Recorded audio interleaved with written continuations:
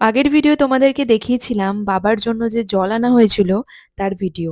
তো আজকে দেখাবো বাবার ভোগের দিন সকাল থেকে কত আয়োজন চলে। এই যে দেখলে বাবার মন্দিরে কত ভিড় হয়েছে।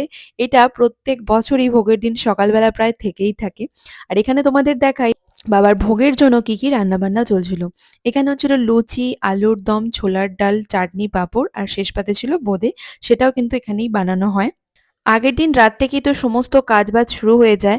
আর সেই ভোর থেকে এখানে রান্নাবান্না কিন্তু শুরু হয়ে গিয়েছিল।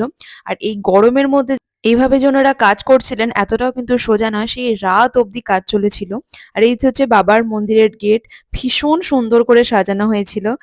পাড়ার বড়রা যেরকম সমস্ত ধরনের দায়িত্ব নিয়ে থাকে, সেরকম ছোটরাও কিন্তু কোনো অংশে কম নয়। তারাও কিন্তু প্রচুর কাজ করে। এই যে দেখতে পাচ্ছ ওরা কিন্তু সেই যে পার্সেলের ব্যবস্থা করা ছিল সেগুলো এখানে প্যাকেজিং করছিল। তো ওদের একটু আমি ভিডিওর মাধ্যমে দেখিয়ে দিলাম তোমাদের। এই যে হচ্ছে আমাদের পাড়ার খুদেগণ, তারা কিন্তু প্রচুর কাজটা আর কি করে থাকে। দুপুর 3:30-4টার দিক করে বাবার মন্দিরে ফল কাটা হবে, তাই জন্য আমরাও খাওয়া দাওয়া করে চলে এসেছি। আর তখনও দেখো সেরকম কেউ আসেনি, একটু দেরি হয়ে গেছিল এবারে ফল কাটতে বসতে। এখনো সেভাবে ফল দেওয়া হয়নি, এখনো অনেক ফল আসবে। কিন্তু যেহেতু আমি ভিডিও করতে পারিনি, আমি আমার বোনঝিকে দায়িত্ব দিয়েছিলাম এই ভিডিওগুলো করার। আর ও কিন্তু শেষ বেশ আর ভিডিওটা করতে পারেনি, মানে খেলতে আর কি চলে গেছিল বাইরের দিকে। তো আর শেষ অবধি তোমাদের কিছু দেখানো হয়নি। এরপর সন্ধ্যেবেলা শুরু হবে বাবার পুজো। তো দেখতে থাকো তোমরা।